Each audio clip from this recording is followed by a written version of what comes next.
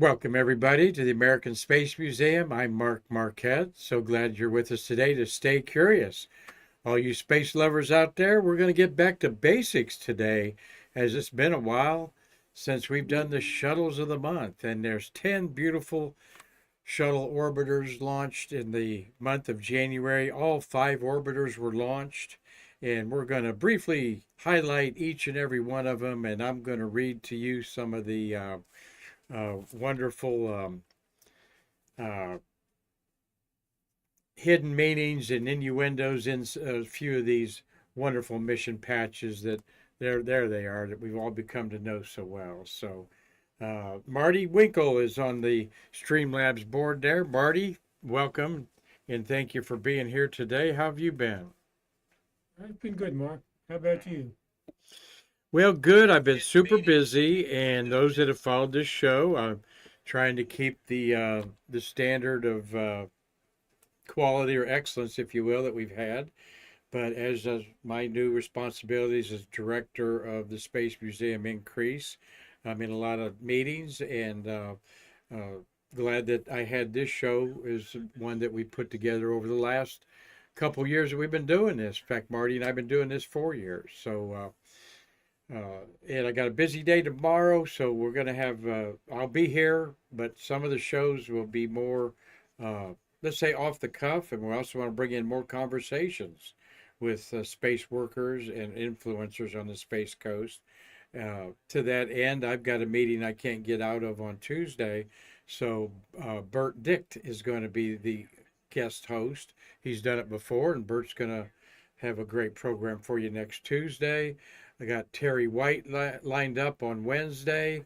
We got Bob Ganath back, PAO officer. He's going to talk about the history of Kennedy Space Center on the 22nd. And I got my new calendar up there, Marty, so that's what I'm looking up there. So, and Dave Stengy's going that I've got a kerchief on again. That's because I don't have an ascot. Okay. But it's because I get cold around the neck and it's chilly out here today in the 40s, and I don't want to get sick. But this is a cool shirt I have on, Marty, an OPF shirt. Check this out. I'm gonna show everybody my shirt there, or my long sleeve shirt I have on there. There, you even got a mirror. There you go. See my bald spot, and isn't that a neat shirt though? I like it. Yep. And just one of the little things you pick up around here that we'll have for sale in our gift shop that we're going to renovate here coming up. So we got all kinds of things going on. We're not reinventing the wheel around here, but we're working on the curbside appeal of the museum inside and out. And for those of you that come back and visit us, I know you'll see some changes here, particularly before Shuttle Fest. We want to have a new look to our gift shop by April up there. So good afternoon, Dean Babcock. Thank you for your photographs. We'll share some pictures of him rivaling the great Goddard with some of his rockets. That looked pretty cool, Dean, what you're shooting off there. And Steve Jokums, thank you, Steve. I'll be talking about Steve probably Friday about how he has supported this museum this year. Phenomenal. Love you, buddy. You're that's who we said was our new best friend of the year, Marty, was Steve Jokums. Every year we kind of have a volunteer that comes to the front. We've had the Tom and Mark Usiak in the past, Chris Callie, and you, Steve, definitely made our 2024 a lot brighter, as well as he's contributed patches and decals with our shield of the shuttle for our 2025 event. So, Gary Gerald, good afternoon to you, my friend. John Borelli, the rocket chaser, he's up there. We showed a picture of his frozen tundra up there in Limestone, New York yesterday. And Carlton Bailey. I missed another rocket launch, Marty, today. I was actually in my office here, studio, getting things ready. And yeah, so what are we? Is that the third one of the year? I think so, yeah. Yeah, so 2 for 3 hitting them on there. Tom Celentano, thank you for joining us in Connecticut. And Dave Stange, great to see Dave Stange, and hope you're rooting for the Big Ten in the right way on Friday when Ohio State takes on Texas, which was Mike Baker's alma mater, Marty, University of Texas. And when Mike Baker was interviewed, he told us over dinner one time when he was interviewed to be an astronaut, George Abbey, and he said was there, and John Young and somebody else, and George Abbey, the great leader at Johnson Space Center, looked at Mike Baker's resume and said, "Oh, I see here the University of Texas, huh? So you didn't get a very good education." And Bake said he didn't know what to say, and immediately John Young goes, come on, George, don't start off like that. But Jay Honeycutt told me that once you came to that interview process, Marty, you qualified to be an astronaut. All right, they wanted to see what rattled your cage. They wanted to see how they could get under your skin and push a button on there, because that's what space travel is all about, a lot of tense situations, so forth. So one of the many fun little stories I picked up as I'm privileged to be part of the American Space Museum. So let's talk about some of those shuttles of the month of January and get back to our roots here. I didn't print out my script, Marty. I think I got one over here from... Oops. I know I didn't print one out for you. Daggone it. I forgot to do that. So, yeah, we'll just go on the fly. 78 days in space among these 10 missions. And of course, we're going to say 9 successful missions. We had 2 launches that did not come back. Of course, STS-107 in the bottom left and 51L. The 107 was deemed a successful mission. They were up there almost 16 days, and of course, it was in the reentry when they lost their lives. 56 people orbited the Earth in the month of January, twice. Okay. And I'll tell you who those 2 that orbited twice are to tease you a little bit. 2 Russian Mir space station exchanges. All right. 81 and 89 there. And 2 astronauts were orbited twice in January, said 2 Nelsons orbited the Earth at the same time. We'll talk about them.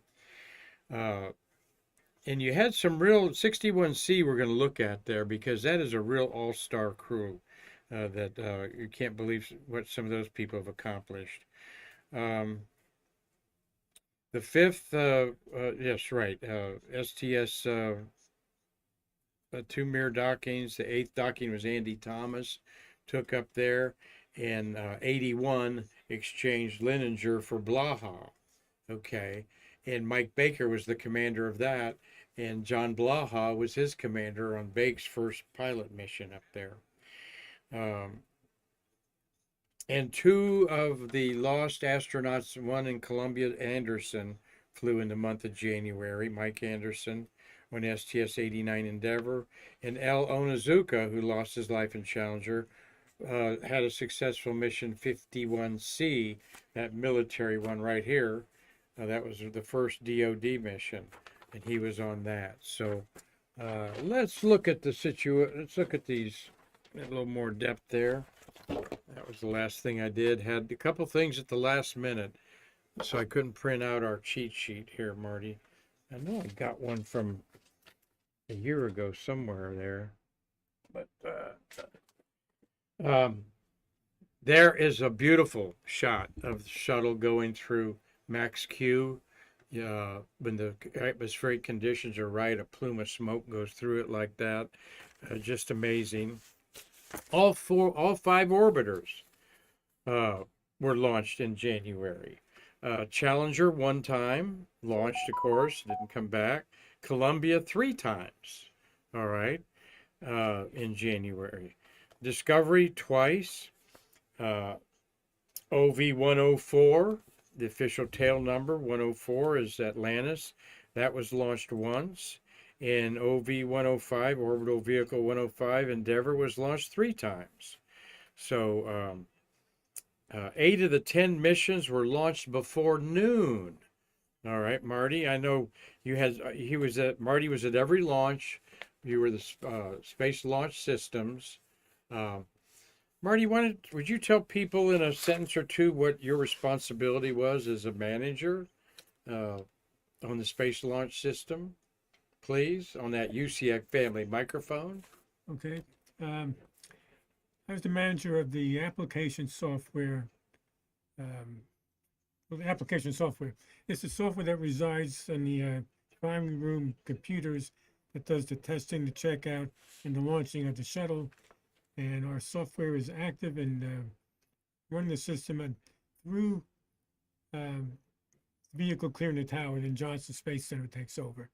Our software at that time still runs, but it's just as a backup. So I Great. manage that software department. Thank you, Marty. And computer technology, you were there till 80 to 2011. Did you go through generations of like Windows and stuff like that? Yeah, we started with what's that iMac, the little, I think, 3-inch screen. I started with that, and I knew nothing about computers.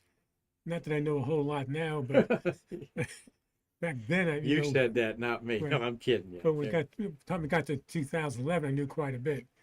I probably lost a lot of expertise in the last 13 years, though.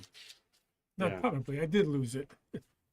Well, that's well, good. Thank you, Marty. I characterized him in a general way there, and there you got some details of our national treasure, Marty Winkle, who also was lead electrical engineer for Grumman on the lunar modules.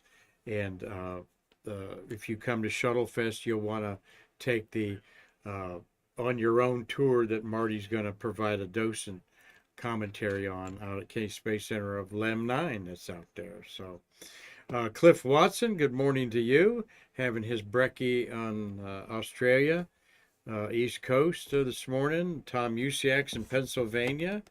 And so let's look at a couple of these missions here. These are in order of their date they were launched, okay? Not the order of their succession of launch. So I label them that this was January 9th launch, STS-32. This was a SYNCOM in January 9th, 1990. Okay, so we recovered from the 86 tragedy of Challenger in the month. And what is significant about this was a SYNCOM satellite, defense communications satellite. And importantly, they retrieved the long duration exposure facility that had been up in space for over 3 years since the Challenger tragedy. So that was a big deal. Also a bonus in a way. There's the beautiful launch of that. And which is we're using that different for a green screen there. So I'm going to show you the LDEF there being retrieved after almost 4 years orbiting the Earth. It was only going to be up there for, I think, about a year, Marty, or maybe less. So what this is materials that were being tested for the space station. Everything from probably tin foil to pieces of wood to plastics, different color. Every panel here is an experiment of what's going on there. Don't know why that's buckled. I know it's not micrometeorite impacts, but it has plenty of those on it on there.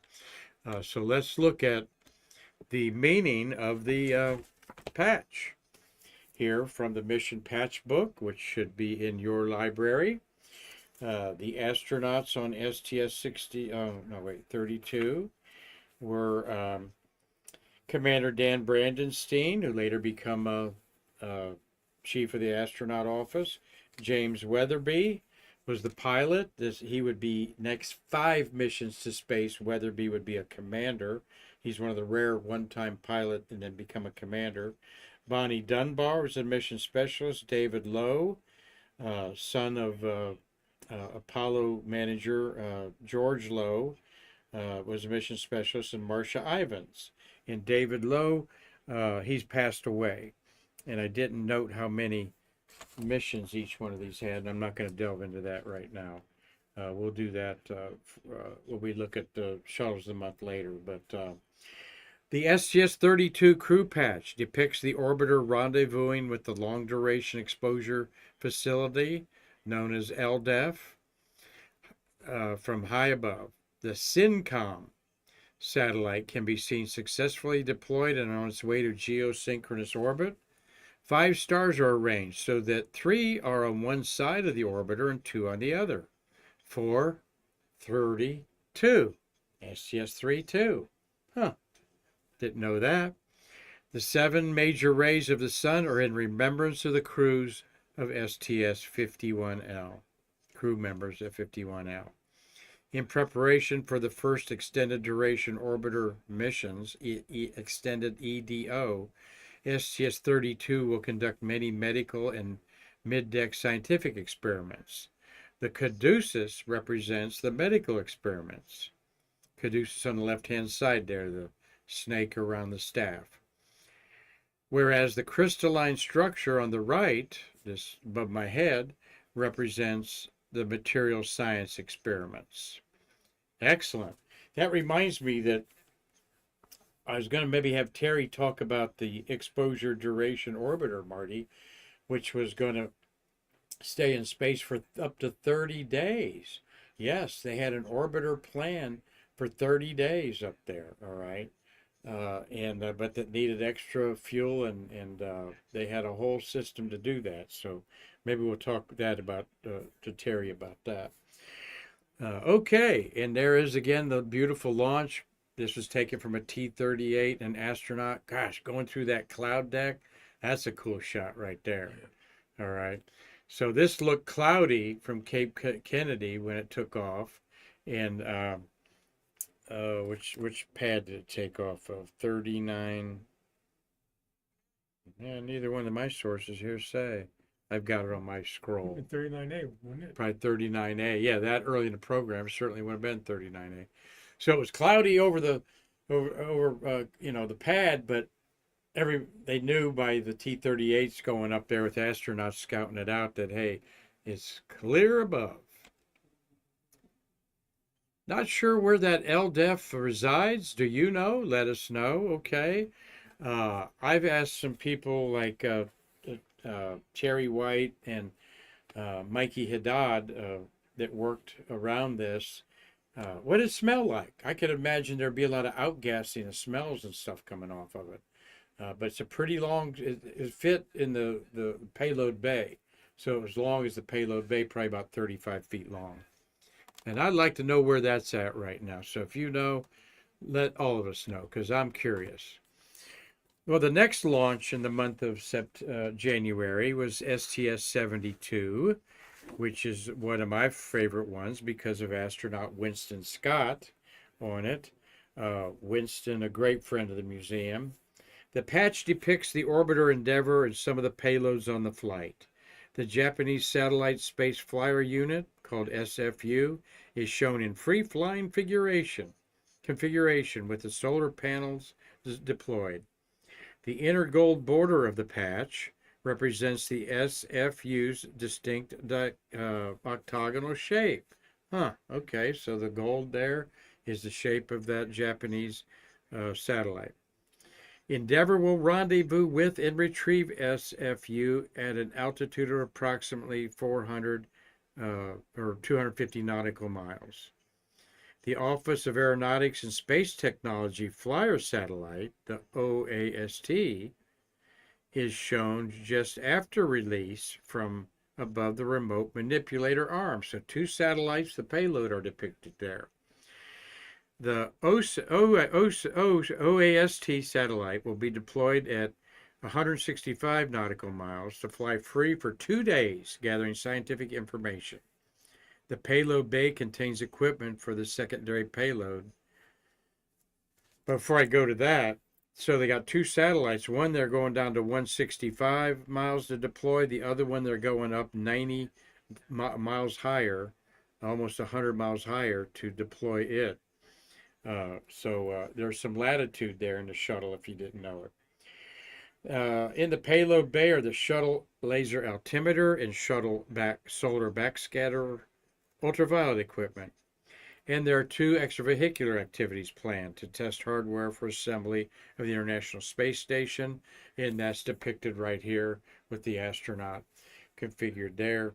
The stars represent the crew's hometowns in United States and Japan. So, wow, I didn't know that either, Marty. You look at the North American map there and the Japanese map. Wakata and Chao, or Chao's actually American, Wakata's Japanese, Chao's Chinese American. But the gold stars are their hometowns. So I think Barry's from San Francisco, because that's obviously San Francisco. Someone's up in New England, and the rest are in Florida there. So there's some hidden meaning in these patches that go look at your wall. Dave Stange, you probably got patches up there. I know our good friend Steve has probably the whole wall of all the patches up there, and now you can go up there and look at them in a little different light up there. So Brian Duffy was the commander, and Brent Jett was the pilot. There is Winston Scott in one of the classic EVA pictures publicized. That's also the cover of his book, Reflections. And there's what did Winston say? He's a jazz trumpeter, of course, loves Miles Davis. And there's a Miles Davis song that he says feels like spacewalking, and I can't bring it up in my head right now. But Marty and I know Winston very well, met him on many personal events.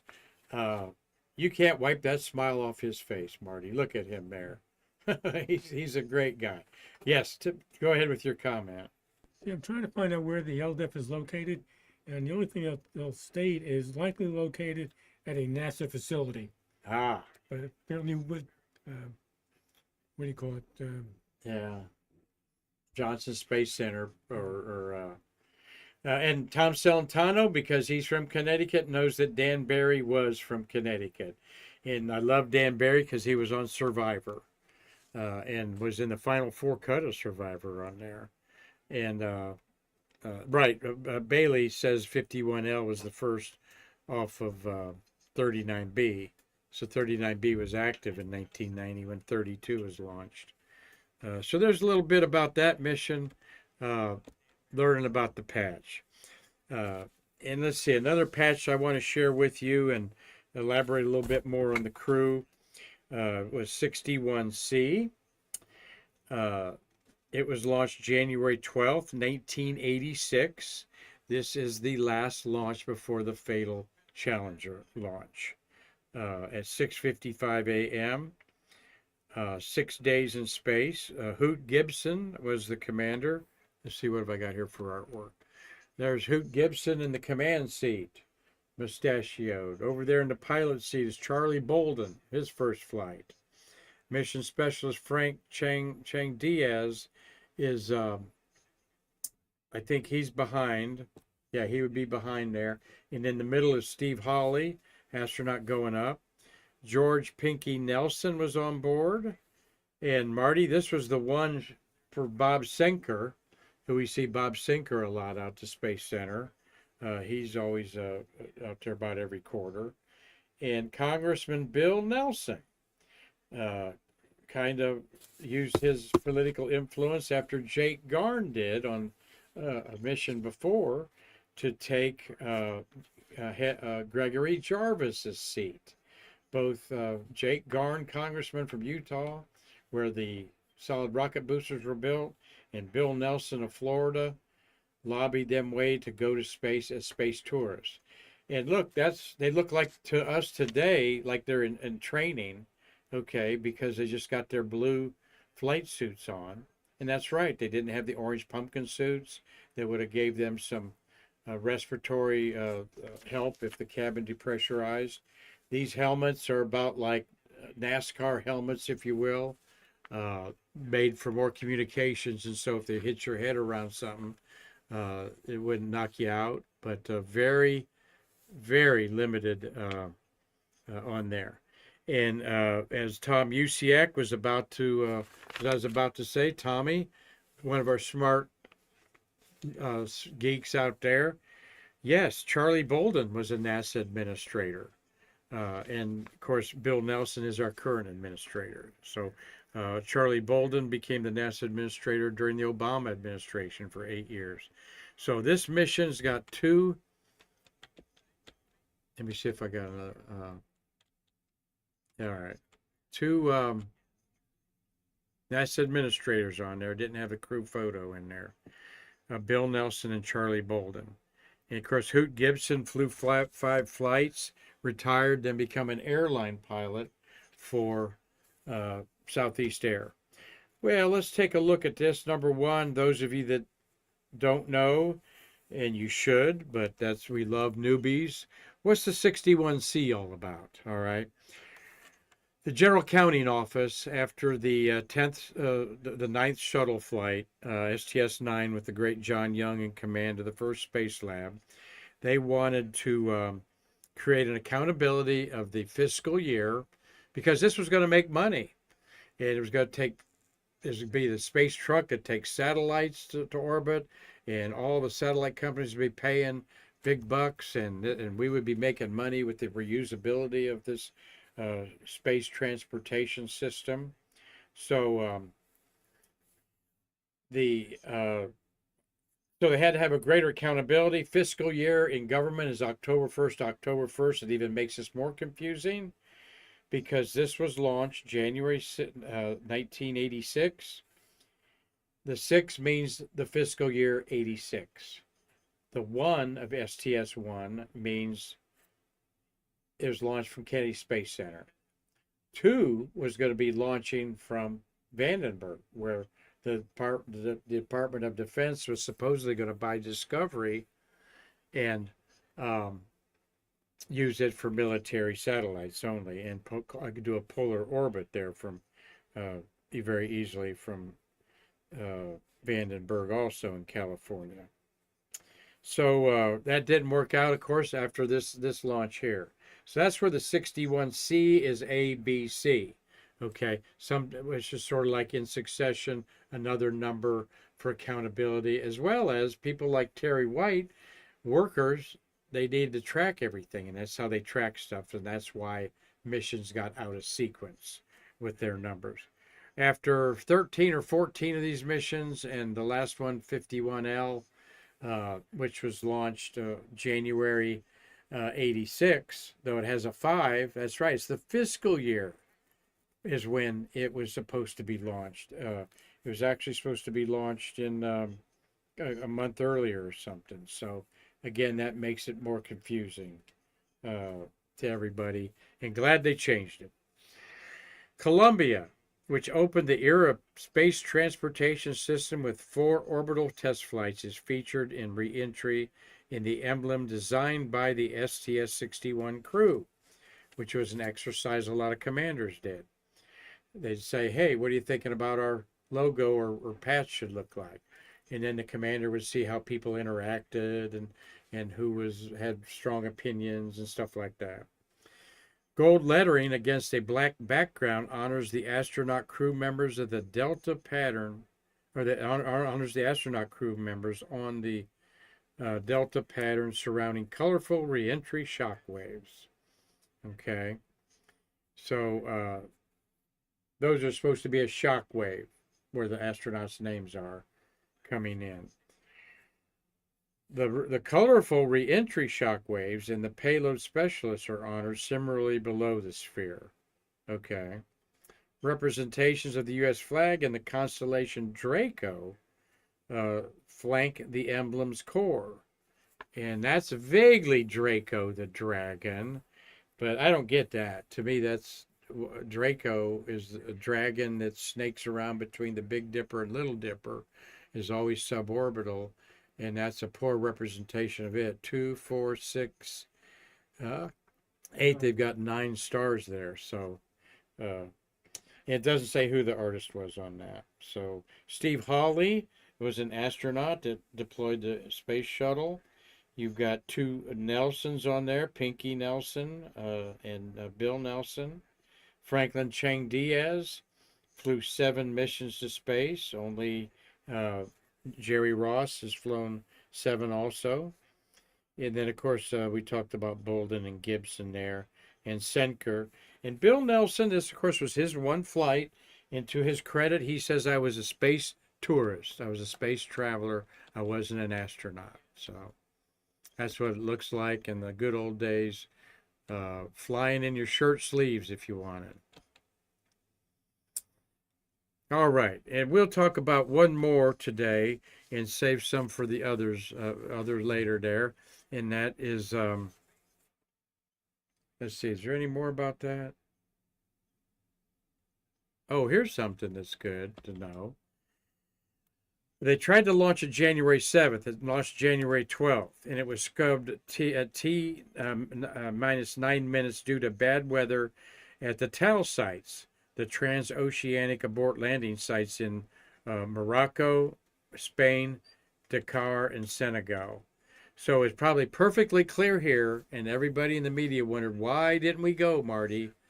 And we've had a program or two about it and need to reprise that if the shuttle lost an engine, it could make it to Europe or Africa right there on the west side, and Spain. And so there was deployed a whole crew of people and equipment at these sites in case it had to come in hot on a landing strip that wasn't made for a shuttle and so forth like that. And boy, are we glad it didn't happen. But Eileen Collins and her launch of the Chandra observatory was the closest that they came to almost aborting. They had enough to get to orbit, abort to orbit. So they got to stay up there 3 extra days due to unacceptable weather. So it was just supposed to be like a 5-day flight. And there again are our shuttles of the month of January. Again, this is the type of programming that got us on the map, so to speak. I got real obsessed with these missions, got to know them very well, and now we can share them very casually. As you see, 3 for Columbia, Challenger 1, Discovery, Atlantis, and Endeavour. And this is the only patch that looks like this. So many of them look round and so forth, and a couple of them jump out because they have a distinctive shape. In STS-81, commanded by our friend Mike Baker, his first of 2 commands. He was also a pilot twice. Let's see what we got on STS-81 is the 5th Shuttle Mir docking mission. The crew patch is shaped to represent what? What is that shape to represent, Marty? Huh. How about go ahead. I'm just guessing. I mean, The Roman numeral 5. okay. It's the 5th shuttle docking, and they chose the Roman numeral 5. That's why it's shaped like this. The Space Shuttle Atlantis, OV-104, is launching toward a rendezvous with the Russian space station Mir, which is silhouetted in the background. Atlantis and the STS-81 crew will spend several days docked to the Mir. Scientific experiments and logistics will be transferred between Atlantis and Mir. The U.S. and Russian flags are depicted alongside the names of the space shuttle crew members. So a very simple patch. That's the colors of the Russian flag. Of course, Old Glory there. And you had Mike Baker, the commander. Brent Jett was the pilot. John Grunsfeld was the mission specialist, got to see the Mir space station. And then John Grunsfeld went on 3 upgrade missions of the Hubble telescope. You'll be able to talk to John Grunsfeld and get a picture made with him at Shuttle Fest this year because he's going to be there. Marcia Ivins, again, she's one that went twice in space in the month of April. I'll tell you right now who the other one is. Brett Jett, yeah. So both Brett and Marcia flew in space on this one, and they flew in space on another one. Peter Wissoff, who's married to an astronaut, Tamara Jernigan. Jerry Leninger was picked up after he experienced a fire there, where they actually replenished oxygen in the mirror by lighting a candle. And somehow this Roman candle it's more like a Roman candle of fireworks. The fire it gives off creates oxygen. And it got out of control. They had a fire, very serious situation. Leninger was very critical of the mess it was up there. But they dropped off John Blaha anyway. And I've had a privilege to meet John. He's really a nice guy. And he came back after his stint of 2.5 months on the Mir space station. And they used to never let people, and they used to not put the number on it. That used to be the first thing they said is don't put the crew number on there. But 72 that we talked about and 81, they both let them put the crew number, the mission flight number on there. So, okay, 118 days is what Blaha stayed on the Mir space station. Let's see if I got a picture of him on there since, yeah, there we are. Another look inside. There's Mike Baker. There's got glasses on there, Marty, and Brent Jett. You've got Peter Wissoff is the back left, and in the middle is John Grunsfeld, and that is a suit tech there. That is an astronaut. That's not Marcia because she's on the flight, so I can't recognize who that is. You know, it looks like Pam Melroy, but that's a weird angle. The number 2 was always an astronaut that helped put them in their seats in there. So these were important missions to keep Mir alive. They replenished the air, which was a big deal. But look at the difference in the flight suits there from 51C. All right, or 61C we talked about. So, and there they all are on the space station. Don't think we've asked Mike enough about this situation up there. He told me it stunk, though. He said it smelled awful, as did Wendy Lawrence. Wendy Lawrence said it was just like a rummage sale everywhere she looked. They didn't throw away anything. And of course, they would get rid of stuff by packing it in there. I like looking around. They've got their leader, Tostovsky's up there. That picture in the middle is Yuri Gagarin up there. A lot of wires, tunnel, a lot of putting air in a lot of places. So that's what it looked like up there in 1997 up there. So well, we'll end with the shuttles of the month there, Marty. And we will pick up another mission 54. It's launched January 13th, and talk about some of the other shuttles of the month of January. And of course, we'll have guests on this month, and we do not skirt the fact that we lost 14 astronauts on the shuttle and 3 on Apollo 1, because we celebrate their lives at a beautiful ceremony January 26th here in Titusville, outdoors at the Sandpoint Park next to our Spaceview Park.